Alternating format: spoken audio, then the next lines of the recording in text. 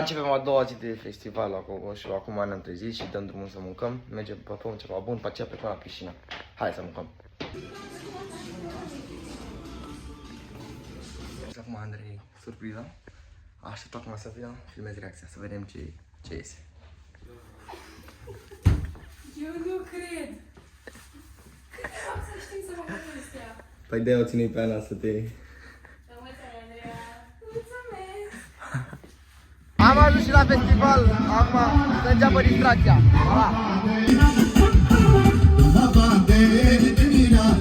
Ca să faci poftele toate în Miami sau Paris, să faci viața.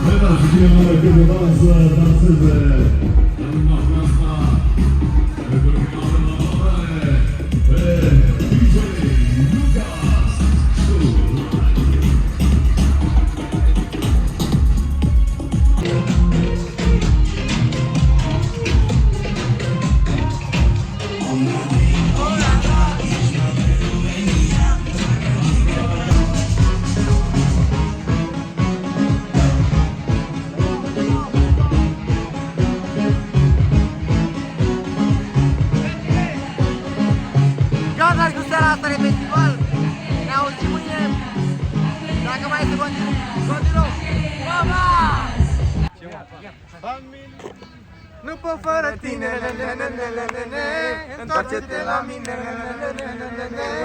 nu pot fără tine, întoarce-te la mine.